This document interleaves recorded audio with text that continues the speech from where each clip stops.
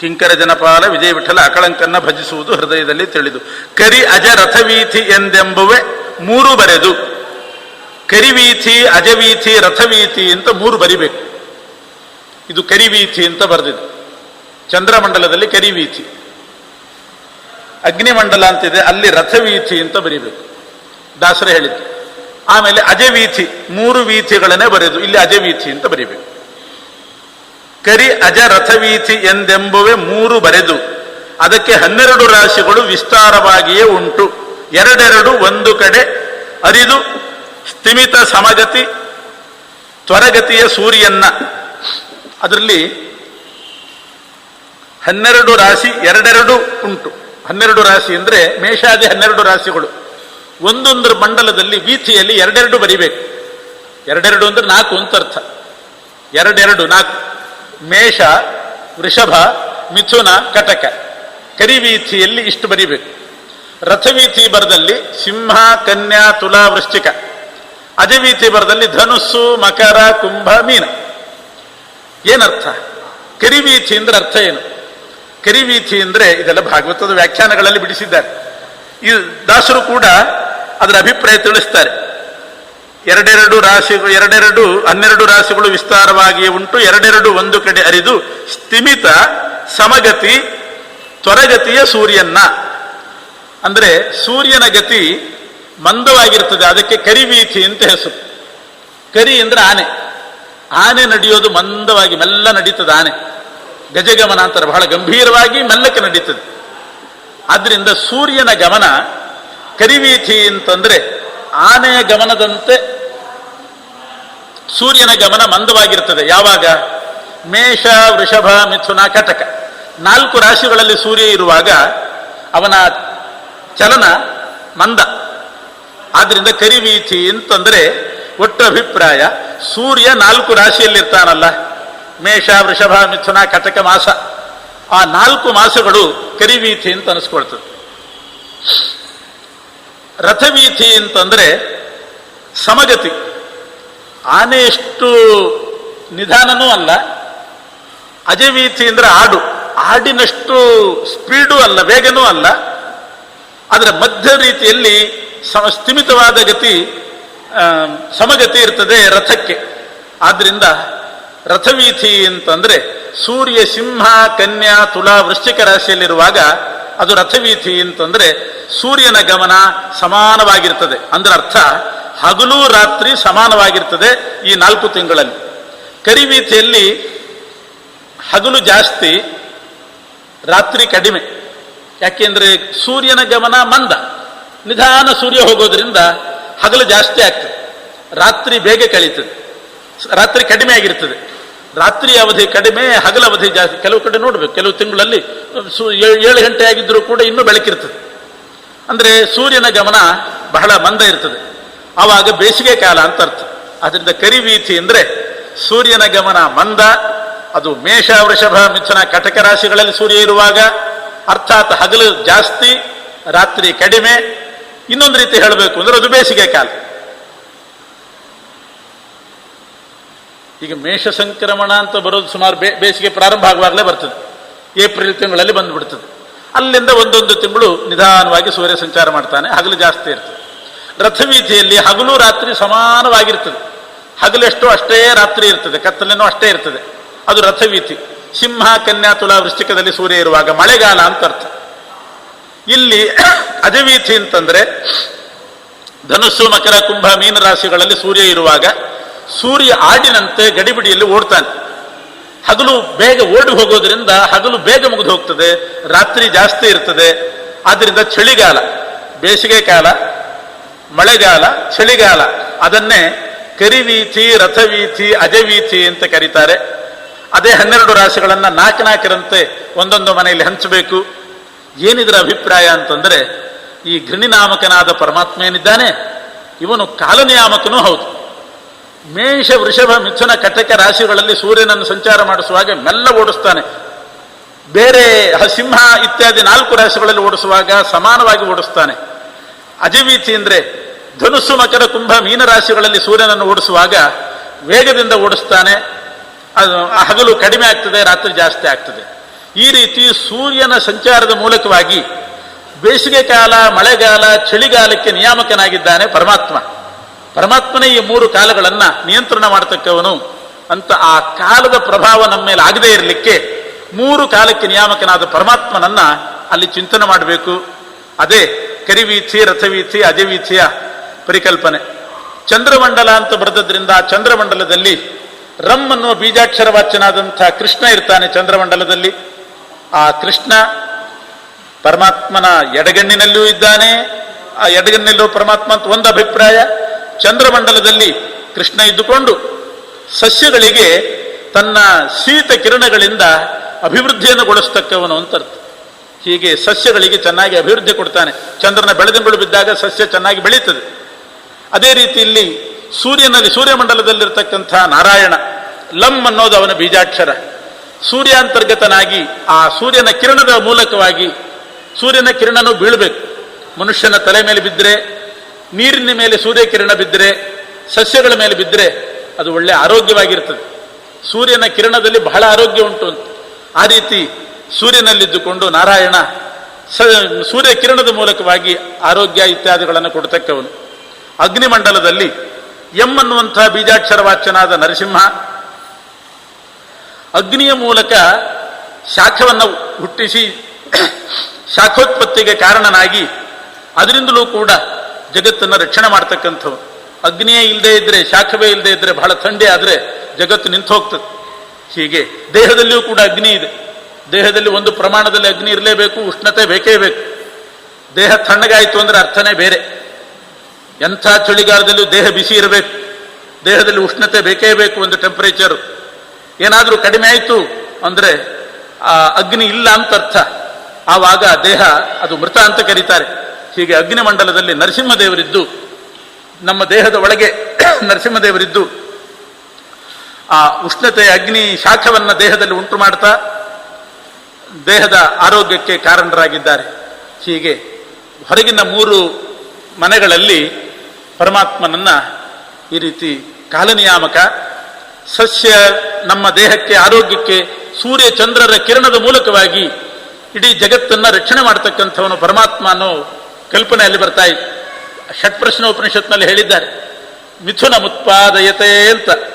ಸೂರ್ಯ ಚಂದ್ರ ಅವರ ಮೂಲಕ ಇಡೀ ಜಗತ್ತನ್ನು ನಿಯಂತ್ರಣ ಮಾಡ್ತಾನೆ ಪರಮಾತ್ಮ. ಅದರ ಜೊತೆಗೆ ಇಲ್ಲಿ ಅಗ್ನಿಯನ್ನು ಕೂಡ ಸೇರಿಸಿ ಅದರಿಂದ ನಾವೇನು ಲಾಭ ಪಡಿತೀವಿ ಅದೆಲ್ಲ ಭಗವಂತನ ಅನುಗ್ರಹ ನಮಗೆ ಅಂತನ್ನೋದನ್ನ ಕಲ್ಪನೆ ಮಾಡಿಕೊಂಡು ಅಲ್ಲಿ ಭಗವಂತನ ಪೂಜೆ ಮಾಡಬೇಕು. ಮುಂದೆ 2-4 ಕೋಣೆ ವಿರಚಿಸಿ ಅದರ ಮೇಲೆ ಮರಳಿ 2-4 ಕೋಣೆ ವಿರಚಿಸಿ 2-4 ಕೋಣೆ ಅಂದರೆ 6 ಷಟ್ಕೋಣ ಮಂಡಲವನ್ನು ಈಗ ಬರೀಬೇಕು. 1, 2, 3, 4, 5, 6 ಎರಡನೇ ವಲಯ ಆಯಿತು. ಆ ಎರಡನೇ ವಲಯದ ಮೇಲೆ ಷಟ್ಕೋಣ ಮಂಡಲ ಬರೀ 2-4 ಕೋಣೆ ವಿರಚಿಸಿ ಅದರ ಮೇಲೆ ಮರಳಿ ಮಧುಮಾಧವ ಕರೆಸುವಾರು ಋತುವೊಂದು ಬರೆದು ಪ್ರಣವ ವಿವರ್ಣ ಹೃದಯದಲ್ಲಿ ನಮಸ್ಕರಿಸು ಜ್ಞಾನಾತ್ಮನೆಂದು ಧರಿಸು. ಈ ಪರಿ 3-2 ಕೋಣೆಯ ಮಧ್ಯೆ ತರುವಾಯ ಮಾಸ ಋತು ವರ್ಷಕಾರಕನ ಸಂಸ್ಮರಿಸಿ ಕ್ರಮ ವರ್ಣಗಳ ಹರಿಯ ಐಶ್ವರ್ಯಾದಿ ಪರಮಮೂರ್ತಿಗಳನ್ನು ಶಿರಸು ಮೊದಲು ಮಾಡಿ ಕರತಲ ಪದ ತನಕ ಚರಿತೆಯ ಕೊಂಡಾಡು ಗುರುತು 6 ಕೋಣೆ. ದಾಸರು ಏನು ತಿಳಿಸ್ತಿದ್ದಾರೆ ಅಂದರೆ, ಮಧುಮಾಧವ ಅಂದರೆ ಈ 6 ಕೋಣೆ ಬರೆದಾಗ ಮತ್ತೆ ಕಾಲನಾಮಕ ಪರಮಾತ್ಮನನ್ನೇ ಪೂಜೆ ಮಾಡಬೇಕಲ್ಲಿ. 6 ಋತುನಲ್ಲಿ 6 ಕೋಣೆಗಳಿದೆಯಲ್ಲ, 6 ಋತುಗಳನ್ನು ಬರೀಬೇಕು ನೋಡಿ. ವಸಂತ ಋತು, ಗ್ರೀಷ್ಮ ಋತು, ವರ್ಷ ಋತು, ಶರದ್ ಋತು, ಹೇಮಂತ ಋತು, ಶಿಶಿರ ಋತು, 6 ಋತುಗಳನ್ನು ಬರೀಬೇಕು. 6 ಋತುಗಳನ್ನು ಬರೆದ್ರೆ ಅದಕ್ಕೆ ಸರಿಯಾಗಿ ಮಾಸಗಳನ್ನು ಹಂಚಬೇಕು. ವಸಂತ ಋತು ಅಂದರೆ ಚೈತ್ರ ವೈಶಾಖ, ಜ್ಯೇಷ್ಠ ಆಷಾಢ, ಶ್ರಾವಣ ಭಾದ್ರಪದ, ಆಶ್ವೀಜ ಮಾಸ ಕಾರ್ತಿಕ ಮಾಸ, ಇಲ್ಲಿ ಆಶ್ವೀಜ ಕಾರ್ತಿಕ, ಮಾರ್ಗಶಿರ ಪುಷ್ಯ ಮಾಸ, ಮಾಘ ಮತ್ತು ಪುಷ್ಯ, ಮಾಘ ಫಾಲ್ಗುಣ ಮಾಸಗಳನ್ನು 12ರಿಂದ 2-2ರಂತೆ 6 ಕೋಣೆಗಳಲ್ಲಿ ಹಂಚಬೇಕು. ಅದರ ಜೊತೆಗೆ 60 ಸಂವತ್ಸರಗಳಿದೆ. ಪ್ರಭವೋ ವಿಭವ ಶುಕ್ಲ ಪ್ರಮೋದೋಥ ಪ್ರಜಾಪತಿ ಅಂಗಿರಾಶ್ರೀ ಮುಖೋ ಭಾವ ಯುವೋ ಧಾತುಸ್ತಥೈವ ಚ ಅಂತ ಆ 60 ಸಂವತ್ಸರಗಳ ಹೆಸರಿದೆ. 6 ಕೋಣೆ ಆದ್ದರಿಂದ ಒಂದೊಂದು ಕೋಣೆಯಲ್ಲಿ 60 ಅದು 10 ಸಂವತ್ಸರಗಳನ್ನು ಬರೀಬೇಕು. ಪ್ರಭವದಿಂದ ಧಾತು ಸಂವತ್ಸರದ ತನಕ ಇಲ್ಲಿ ಬರೀಬೇಕು. ಅದೇ ರೀತಿ ಈಶ್ವರ ಸಂವತ್ಸರದಿಂದ ವ್ಯಯ ಸಂವತ್ಸರ ತನಕ ಇಲ್ಲಿ. ಹೀಗೆ ಒಂದೊಂದು ಮನೆಯಲ್ಲಿ 10 ಸಂವತ್ಸರಗಳನ್ನು ಬರೀಬೇಕು. ಒಂದೊಂದು ಋತು, 2 ಮಾಸ, 10 ಸಂವತ್ಸರ ಬರೆದ್ರೆ ಆವಾಗ 60 ಸಂವತ್ಸರಗಳ ಹಂಚಿಕೆ ಆಯಿತು, 12 ಮಾಸಗಳಾಯಿತು, 6 ಋತು ಆಯಿತು. ಆ ಋತುಗಳಿಗೆ ಅಭಿಮಾನಿಗಳಾದಂಥ ನಿಯಾಮಕನಾದಂಥ ಪರಮಾತ್ಮನ ರೂಪವನ್ನು ಅಲ್ಲಿ ಪೂಜೆ ಮಾಡಬೇಕು. ವಸಂತ ಋತು ನಿಯಾಮಕ ವೇದವ್ಯಾಸ ದೇವರು ಅಲ್ಲಿ ಪೂಜೆ ಮಾಡಿ, ಆವಾಹನೆ ಮಾಡಿ, ವಸಂತ ಋತು ನಿಯಾಮಕಾಯ ವೇದವ್ಯಾಸಾಯ ನಮಃ ಅಂತ ಪೂಜೆ ಮಾಡಿ. ಗ್ರೀಷ್ಮ ಋತು ಅನಿರುದ್ಧ, ವರ್ಷ ಋತು ಪ್ರದ್ಯುಮ್ನ, ಸಂಕರ್ಷಣ, ವಾಸುದೇವ, ನಾರಾಯಣ. ಹೀಗೆ ವೇದವ್ಯಾಸ ದೇವರನ್ನು ಸೇರಿಸಿ ಅನಿರುದ್ಧ, ಪ್ರದ್ಯುಮ್ನ, ಸಂಕರ್ಷಣ, ವಾಸುದೇವ, ನಾರಾಯಣ 6 ಭಗವದ್ ರೂಪಗಳನ್ನು ಒಂದು ರೌಂಡ್ನಲ್ಲಿ ಪೂಜೆ ಮಾಡಿ. ಆಮೇಲೆ ಚೈತ್ರ ವೈಶಾಖ 2 ಮಾಸಗಳನ್ನು ಬರೆದಿದ್ದೀರಿ, ಮಾಸ ನಿಯಾಮಕ ಪರಮಾತ್ಮನ ಪೂಜೆ ಮಾಡಿ. ಚೈತ್ರ ನಿಯಾಮಕ ವಿಷ್ಣು, ವೈಶಾಖಕ್ಕೆ ಮಧುಸೂದನ, ಅದು ಮಾಸ ನಿಯಾಮಕ ಗೊತ್ತು. ಕೇಶವ ಅಂತ ಪ್ರಾರಂಭ ಮಾಡಬಾರ್ದು. ಕೇಶವ ಮಾರ್ಗಶಿರ ಮಾಸಕ್ಕೆ ಬರ್ತಾನೆ. ಇಲ್ಲಿ ಪಂಚಾಂಗ ಎಲ್ಲ ನೋಡಿಬೇಕಾದ್ರೆ ಮಾರ್ಗಶಿರ ಮಾಸಕ್ಕೆ ಕೇಶವ, ಪುಷ್ಯ ಮಾಸಕ್ಕೆ ನಾರಾಯಣ. ಇಲ್ಲಿ ಚೈತ್ರ ಇಲ್ಲಿ ಬಂದದ್ರಿಂದ ವಿಷ್ಣು ಮಧುಸೂದನ, ತ್ರಿವಿಕ್ರಮ ವಾಮನ, ಶ್ರೀಧರ ಹೃಷಿಕೇಶ, ಪದ್ಮನಾಭ ದಾಮೋದರ, ಕೇಶವ ನಾರಾಯಣ, ಮಾಧವ ಗೋವಿಂದ, ವಿಷ್ಣು ಮಧುಸೂದನ. ಈ ಪ್ರಕಾರ 12 ಮಾಸಗಳನ್ನು 2 ಹಂಚಿ ಅಲ್ಲಿ ಆ ಭಗವದ್ ರೂಪಗಳನ್ನು ಅಲ್ಲಿ ಪೂಜೆ ಮಾಡಬೇಕು. ಅದೇ ರೀತಿ 60 ಸಂವತ್ಸರಗಳನ್ನು 10 ಹಂಚಿದಾಗ ಆ ಸಂವತ್ಸರ ನಿಯಾಮಕನಾದ ಪರಮಾತ್ಮನನ್ನು ಪೂಜೆ ಮಾಡಬೇಕು. ಅಷ್ಟು ಹೆಸರು ಬರಿತಾ ಹೋದರೆ ಜಾಗ ಸಾಕಾಗೋದಿಲ್ಲ ಅಂತ ಬಿಟ್ಟಿದೆ ಅಷ್ಟೆ. 10 ಸಂವತ್ಸರಗಳ ಹೆಸರು ಬರೆದಿಲ್ಲ, 10 ಭಗವದ್ ರೂಪಗಳ ಹೆಸರು ಬರೆದಿಲ್ಲ. ಅದನ್ನ ಪಂಚಾಂಗಗಳಲ್ಲಿ ನೋಡಿ ತಿಳ್ಕೊಂಡು ಅಲ್ಲಿ ಪೂಜೆ ಮಾಡಬೇಕು. ಇಲ್ಲದೆ ಇದ್ರೆ ಪ್ರಭವ ಸಂವತ್ಸರ ನಿಯಾಮಕ ಪರಮಾತ್ಮನಿಗೆ ಪ್ರಭವ ಅಂತಲೇ ಹೆಸರು, ವಿಭವ ಸಂವತ್ಸರ ನಿಯಾಮಕ ಪರಮಾತ್ಮನಿಗೆ ವಿಭವ ಅಂತಲೇ ಹೆಸರಿದೆ. ಹಾಗಾದರೂ ತಿಳ್ಕೊಂಡು ಅಲ್ಲಿ ಪೂಜೆ ಮಾಡಬೇಕು. ಹೀಗೆ ಷಟ್ಕೋಣ ಮಂಡಲ 6 ಋತು ಮಾಸ ಸಂವತ್ಸರಗಳ ಪೂಜೆಯನ್ನು ಅಲ್ಲಿ ಮಾಡಿ ಮಂತ್ರ ಬರಿಬೇಕು. 6 ಕೋಣದ ಮನೆ ಆದ್ದರಿಂದ, ಷಟ್ಕೋಣ ಮನೆ ಆದ್ದರಿಂದ 6 ಅಕ್ಷರದ ಮಂತ್ರ ಬರಿಬೇಕು. 6 ಅಕ್ಷರದ ಮಂತ್ರ ಅಂದ್ರೆ ಮಹಾಮಂತ್ರ ಬರಿಬೇಕು. 6 ಅಕ್ಷರದ ಮಹಾಮಂತ್ರ ಅಂದ್ರೆ ವಿಷ್ಣು ಮಂತ್ರ. ಓಂ ವಿಷ್ಣವೇ ನಮಃ, ಅದನ್ನು ಮೊನ್ನೆ ಹೇಳಿದ್ದೇನೆ. ಶ್ನ ಅನ್ನೋದನ್ನ ಶ ಣ ಅಂತ ಬಿಡಿಸಿದ್ರೆ 6 ಅಕ್ಷರ ಆಗ್ತದೆ. ಅದನ್ನ ಓಂಕಾರ ಸೇರಿಸಿ ಬರಿಬೇಕು. ಓಂ ವಿಂ, ಓಂ ಶಂ, ಓಂ ನಂ, ಓಂ ವೇಂ, ಓಂ ನಂ, ಓಂ ಮಂ, ವಿಷ್ಣವೇ ನಮಃ.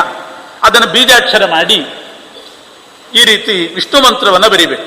ಬರೆಯುವಾಗ ಒಂದೊಂದು ಅಕ್ಷರದಿಂದ ಒಂದೊಂದು ಭಗವದ್ ರೂಪ ಇದೆ. ಮೊನ್ನೆ ಹೇಳಿದಂತೆ ಈ ವಿಷ್ಣು ಮಂತ್ರ ಹೇಳಿಲ್ಲ, ಇಲ್ಲಿ ದಾಸರು ಹೇಳಿದ್ದನ್ನು ಹೇಳ್ತೇನೆ. ವಿಂ ಅಂತಂದ್ರೆ ಪೂರ್ಣ ಜ್ಞಾನಾತ್ಮ ಅಂತ ಒಂದು ಪರಮಾತ್ಮನ ರೂಪ. ಶಂ ಅಂತಂದ್ರೆ ಪೂರ್ಣ ಐಶ್ವರ್ಯಾತ್ಮ, ಪೂರ್ಣ ಪ್ರಭಾತ್ಮ.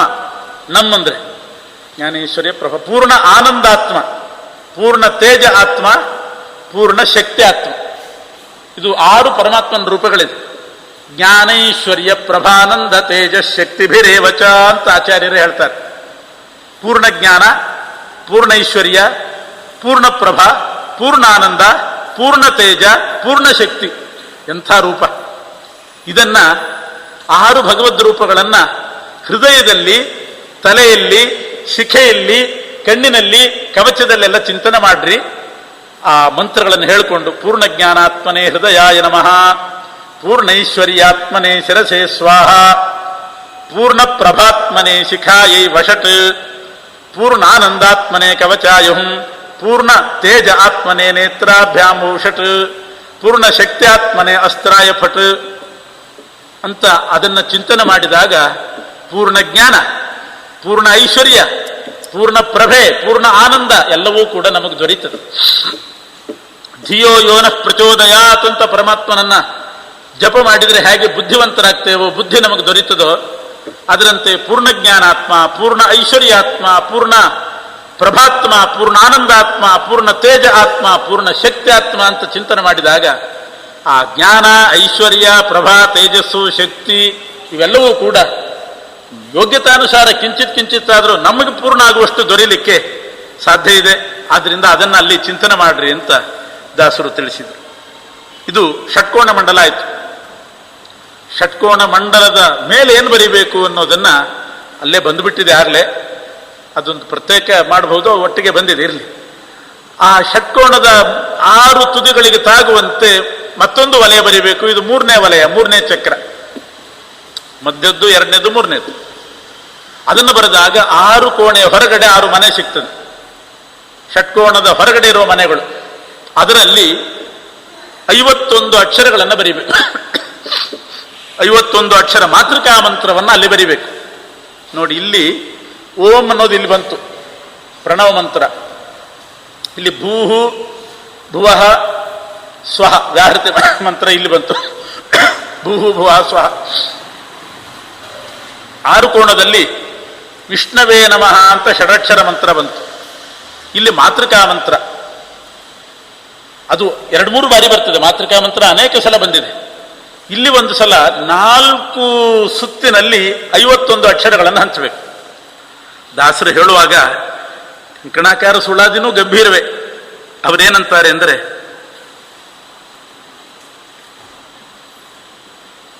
6 ಕೋಣೆ ಸರಿ ಉಪರಿಭಾಗ, 6 ಕೋಣೆ ಮೇಲ್ಭಾಗದಲ್ಲಿ ಎರಡರ ಮಧ್ಯೆ ವರ್ಣಂಗಳುಂಟು ಅರುಹುವೆ ಪ್ರಥಮದಲ್ಲಿ 2 4. ಮೊದಲನೇ ಮನೆಯಲ್ಲಿ, ಷಟ್ಕೋಣದ ಮೇಲಿನ ಮನೆಯಲ್ಲಿ, ಮೊದಲನೇ ಮನೆಯಲ್ಲಿ ಎಷ್ಟು ಅಕ್ಷರ ಬರಿಬೇಕು ಅಂತಂದ್ರೆ, ವರ್ಣಂಗಳುಂಟು ಅರುಹುವೆ ಪ್ರಥಮದಲ್ಲಿ 2 4. ಅ ಕ ಖ ಡ ಢ ಮಯ. 2ನೇ ಮನೆಯಲ್ಲಿ ವರ್ಣಗಳಿಪ್ಪವಯ್ಯ. ಇ ಈ ಉ ಉ ಗ ಘ ಣ ತ ರಲ. ಸ್ಮರಿಸು 3ನೇ ಮನೆಯಲ್ಲಿಪ್ಪ ಮಾತ್ರೆ ಅಂದ್ರೆ ವರ್ಣ. ಋ ಋ ಲೃ ಲೃ ಂಗ ಚ ಛ ದ ವ ಶ. ಸರಿಸಿಕೊಂಡು ಇನಿತು 4ನೇ ಸ್ಥಾನದಲ್ಲಿ ಎ ಐ ಛ ಜ ಧ ನ ಪ ಸ ವರ್ಣಂಗಳ ಗ್ರಹಿಸು. 5ನೆಯ ಮನೆಯಲ್ಲಿ ಓ ಔ ಝ ಞ ಪ ಫ ಹ ಳ. ನಿರುತ ಇಪ್ಪುದು ಕೇಳಿ ಕಡೆಯಣ ಮನೆಯಲ್ಲಿ ಅಂ ಅಹ ಟ ಠ ಬ ಭ ಕ್ಷ. ಅಂ ಅಹ ಟ ಠ ಬ ಭ ಕ್ಷ. ಮೊದಲನೇ ಮನೆಯಲ್ಲಿ ಅ ಆ ಕ ಖ ಡ ಢ ಮ ಯ. ಮೊದಲನೇ ಮನೆಯಲ್ಲಿ. ಕೊನೆಯ ಮನೆಯಲ್ಲಿ ಅಂ ಅಹ ಟ ಠ ಬ ಭ ಕ್ಷ. ಇದೇ ರೀತಿ ಒಂದೊಂದು ಮನೆಯಲ್ಲಿ ಎಷ್ಟೆಷ್ಟು ಅಕ್ಷರ ಬರಿಬೇಕು ಅಂತ ತಿಳಿಸಿದ್ರು. ಇಷ್ಟೇ ದಾಸರು ಬರೀತಾರೆ. ಏನಿದ್ರ ಅಭಿಪ್ರಾಯ ಅಂತ ವಿಚಾರ ಮಾಡಿದಾಗ ಇಷ್ಟು ಗೊತ್ತಾಗ್ತದೆ. ಇಲ್ಲಿ ಪರಮಾತ್ಮನನ್ನ ಪ್ರತಿಷ್ಠೆ ಮಾಡಿ ಆಯ್ತು. ಇಲ್ಲೆಲ್ಲ ಭಗವದ್ ರೂಪಗಳನ್ನು ಪೂಜೆ ಮಾಡಿದ್ವಿ. ಪ್ರದಕ್ಷಿಣಾಕಾರವಾಗಿ ಪರಮಾತ್ಮನ ಪೂಜೆ ಮಾಡ್ತಾ ಬರಬೇಕು. ಭಗವಂತನಿಗೆ 4 ಪ್ರದಕ್ಷಿಣೆ ಅಂತಿರೋದು. ಚತ್ವಾರಿ ಕೇಶವೇ ಕುರ್ಯಾತ್ ಅಂತ. ಪರಮಾತ್ಮನಿಗೆ ಪ್ರದಕ್ಷಿಣೆ 4 ಅಂತೆ. ರವವು ಸಪ್ತ, ಸೂರ್ಯನಿಗೆ 7 ಪ್ರದಕ್ಷಿಣೆ. ಹೀಗೆ ಶಿವಸ್ಯ ಅರ್ಧಂ ಪ್ರದಕ್ಷಿಣಂ, ರುದ್ರನಿಗೆ ಅರ್ಧ ಪ್ರದಕ್ಷಿಣೆ ಅಂತ ಕೆಲವೆಲ್ಲ ಪದ್ಧತಿ ಇದೆ. ಅದಕ್ಕೆ ರುದ್ರದೇವ್ರ ಗುಡಿಗೆ ಹೋದ್ರೆ ಈ ಕಡೆ ಬಾಗಿಲಲ್ಲಿ ಹೋದ್ರೆ ಅರ್ಧ, ಆ ಕಡೆ ಬಾಗಿಲಲ್ಲಿ ಹೊರಗೆ ಬರ್ತಾರೆ, ಅರ್ಧ ಪ್ರದಕ್ಷಿಣೆ ಮಾಡಿ. ಪರಮಾತ್ಮನಿಗೆ 4 ಪ್ರದಕ್ಷಿಣೆ ಬರಬೇಕು ಅಂತ ಶಾಸ್ತ್ರ ಇಟ್ಟುಕೊಂಡು ಆ ವರ್ಣಗಳನ್ನು ಹಂಚಬೇಕು ಅಂತಾರೆ. ಅ ಆ ಕ ಖ ಡ ಢ ಮಾಯ. ಆ ರೀತಿ ಹಂಚೋದಲ್ಲ, ಮನೆಯಲ್ಲಿ ಒಟ್ಟು ಎಷ್ಟು ಅಕ್ಷರ ಬರ್ತದೆ ಅಂತ ದಾಸರು ಬರೆದಿದ್ದಾರೆ. ನಾವು ಹಂಚುವಾಗಿ ಹೇಗೆ ಹಂಚಬೇಕು ಅಂದ್ರೆ, ಅ ಆ ಇ ಈ ಉ ಉ ಋ ಋ ಲೃ ಲೃ ಎ ಐ ಓ ಔ ಅಂ ಅಹ. 1 ರೌಂಡ್ ಆಯ್ತು. ಕ ಖ ಗ ಘ ಂಗ ಚ ಛ ಜ ಈ ತರ ಮಾಡ್ತಾ 4 ಸುತ್ತಿನಲ್ಲಿ ಬರಿತಾ ಬಂದಾಗ ಕ್ಷಮ್ ಅಂತ ಇಲ್ಲಿ ಕೊನೆ ಆಗ್ತದೆ. ಅಂದ್ರೆ ಈಗ ನೋಡಿ, ಈ ರೀತಿ ಬರೆದಾಗ ಒಂದೊಂದು ಮನೆಯಲ್ಲಿ ಅ ಆ ಕ ಖ ಡ ಢ ಮ ಯ ಬಂತು. ಮ ಯ ಇಲ್ಲಿ ರ ಲ ವ ಶ ಈ ತರ ಬರ್ತದೆ. ಇಲ್ಲಿ ಕೊನೆಗೆ ಆಗುವಾಗ ಕ್ಷ ಬಂತು. 4 ಪ್ರದಕ್ಷಿಣಾಕಾರವಾಗಿ ಅಂ ಅಜಾಯ ನಮಃ, ಆಂ ಆನಂದಾಯ ನಮಃ, ಇಂ ಇಂದ್ರ. ಇಲ್ಲಿ ಮಾತ್ರ 2 ಹೇಳಿದ್ದಾರೆ ದಾಸರು. ಇಂ ಇಂದ್ರಾಯ ನಮಃ, ಇಂ ಈಶಾನಾಯ ನಮಃ, ಉಂ ಉಗ್ರಾಯ ನಮಃ, ಋಘಾಯ ನಮಃ, ಋತಂಬರಾಯ ನಮಃ, ಋಷಾಯ ನಮಃ, ಋಜಯ ನಮಃ, ಏಕಾತ್ಮಯ ನಮಃ, ಐರಾಯ ನಮಃ, ಓಜೋಭೃತಯ ನಮಃ, ಔರುಸಾಯ ನಮಃ, ಅಂತಾಯ ನಮಃ, ಅರ್ಧಗರ್ಭಾಯ ನಮಃ. ಅಹ ಆಯಿತು. ಆಮೇಲೆ ಕಂ ಕಪಿಲಾಯ ನಮಃ, ಖಂ ಖಪತೆಯ ನಮಃ, ಗಂ ಗರುಡಾಸನಾಯ ನಮಃ, ಘರ್ಮಾಯ ನಮಃ, ನಸಾರಾಯ ನಮಃ, ಚಾರ್ವಂಗಾಯ ನಮಃ, ಛಂದೋಗಮ್ಮಾಯ ನಮಃ ಜನಾರ್ದನಾಯ ನಮಃ, ಝಾಟಿತಾರಯೇ ನಮಃ ನ್ಯಮಾಯ ನಮಃ, ಟಂ ಟಂಕಿನೇ ನಮಃ ಠಂ ಠಕಳಾಯ ನಮಃ. ಎರಡನೇ ರೌಂಡ್ ಆಯ್ತು. ಡ ಢ ಡ ಡಂ ಡ ಡರಕಾಯ ನಮಃ ಢರಿಣೇ ನಮಃ, ಟ ಠ ಡ ಢ ಮ, ಟ ಠ ಡ ಢ ನ ನಂ ನಾತ್ಮನೇ ನಮಃ, ತಂ ತಾರಾಯ ನಮಃ, ತಂ ಥವಾಯ ನಮಃ ದಂಡಿನೇ ನಮಃ, ಧನ್ವಿನೇ ನಮಃ ನಮ್ಯಾಯ ನಮಃ, ಪರಾಯ ನಮಃ ಫಲಿನೇ ನಮಃ, ಬಲಿನೇ ನಮಃ ಭಗಾಯ ನಮಃ.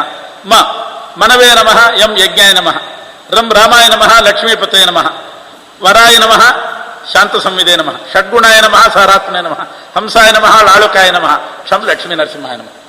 4 ಬಾರಿ ಪ್ರದಕ್ಷಿಣಾಕಾರದಲ್ಲಿ ಈ ಪರಮಾತ್ಮನ ವರ್ಣವಾಚ್ಯನಾದ ಪರಮಾತ್ಮನನ್ನ ಅಲ್ಲಿ ಪೂಜೆ ಮಾಡಬೇಕು ಅಂತ ಹೊರಗಿನ ಮನೆ ವಿಚಾರ.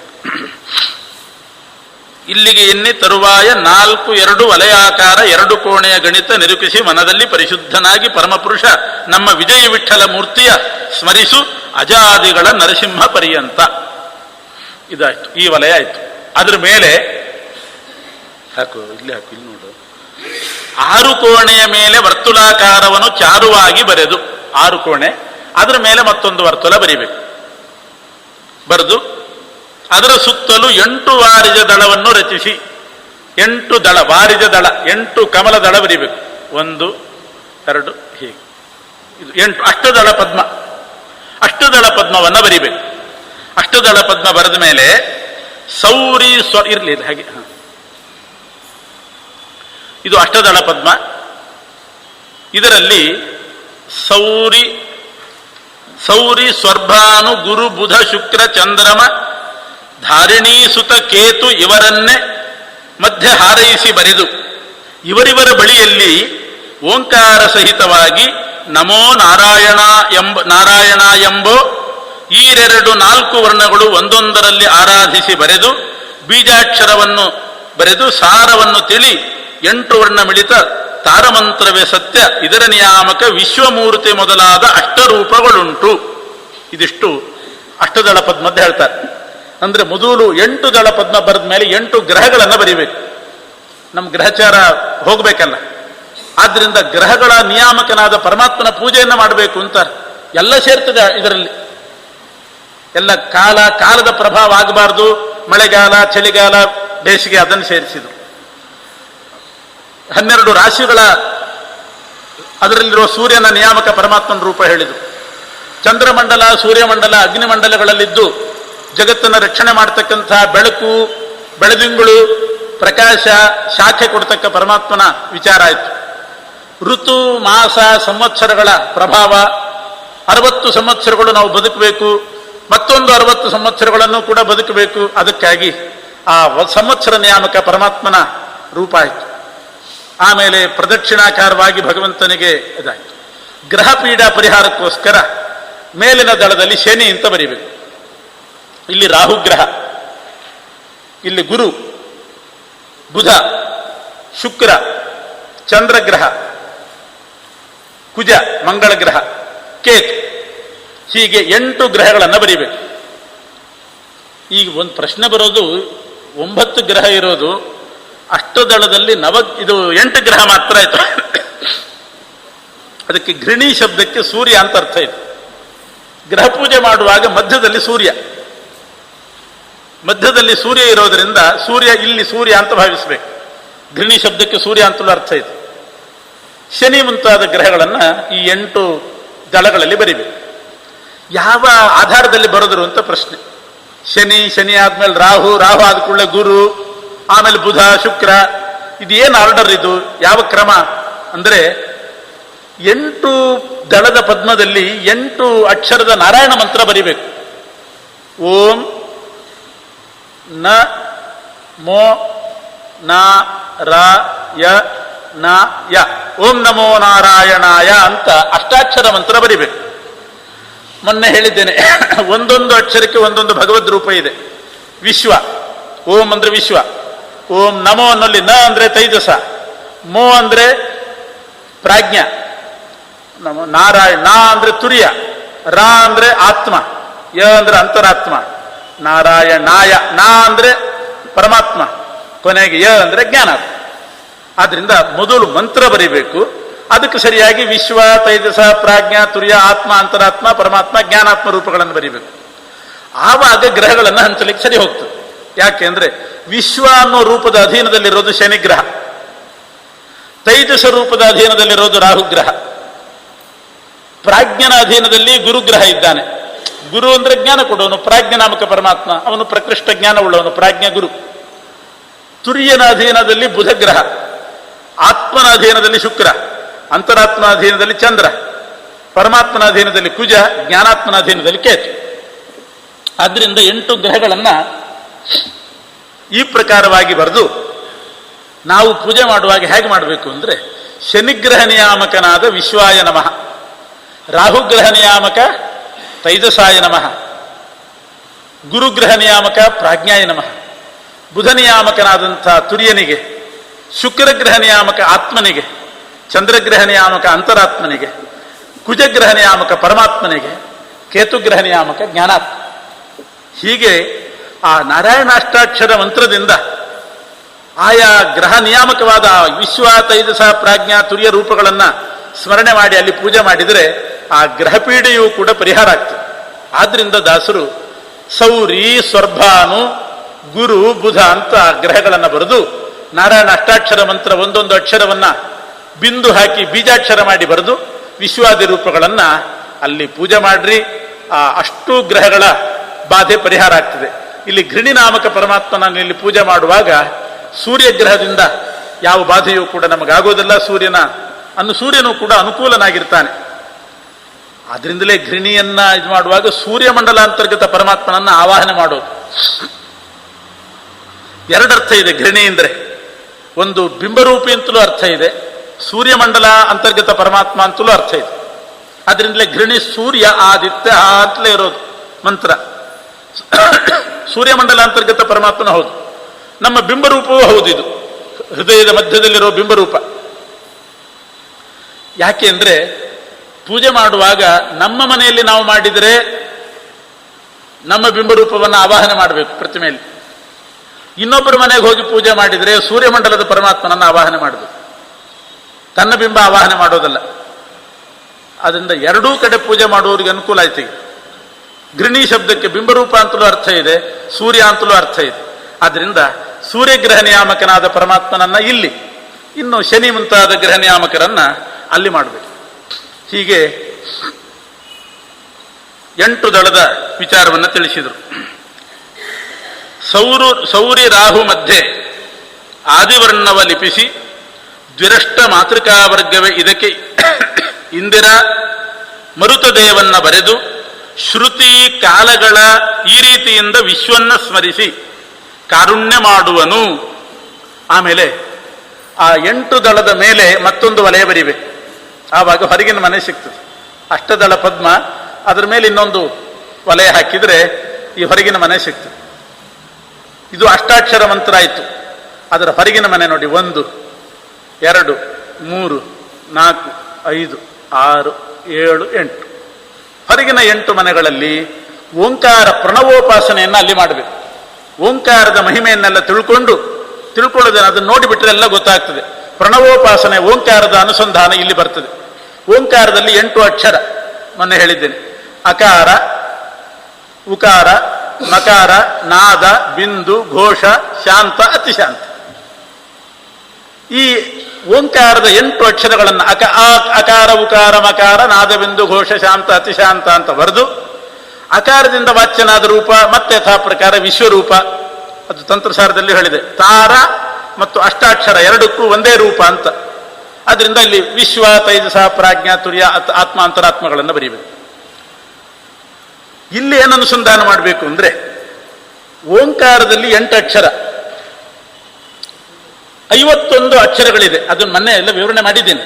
51 ಅಕ್ಷರಗಳಲ್ಲಿ 8 ಗುಂಪು, 16 ಸ್ವರದ್ದು ಒಂದು ಗುಂಪು, ಕವರ್ಗ, ಚವರ್ಗ, ಟವರ್ಗ, ತವರ್ಗ, ಪವರ್ಗ, ಕ, ಚ, ಟ, ತ, ಪ, ಅದು 5 ಆಯ್ತು. ಸ್ವರದ್ದು ಒಂದು ಗುಂಪು, 5 ವರ್ಗ, 6 ಆಯ್ತು. ಯ, ರ, ಲ, ವ ಇದೊಂದು ಗುಂಪು, ಶೇಷ, ಸಹ, ಳ, ಕ್ಷ ಇದೊಂದು ಗುಂಪು. 51 ಅಕ್ಷರಗಳಲ್ಲಿ 8 ಗುಂಪಾಗ್ತದೆ. ಓಂಕಾರದ 8 ಅಕ್ಷರಗಳಿಂದ ಆ 8 ಗುಂಪಿನ 51 ಅಕ್ಷರಗಳು 8 ಗುಂಪಿನಲ್ಲಿ ಹುಟ್ಟಿವೆ ಅನ್ನೋದನ್ನು ಅನುಸಂಧಾನ ಮಾಡಬೇಕು. ತಂತ್ರಸಾರ ಸಂಗ್ರಹ ಕೇಳಿದ್ದೀರಾದ್ರಿಂದ ಬಹಳ ಸುಲಭ ಇವಾಗ.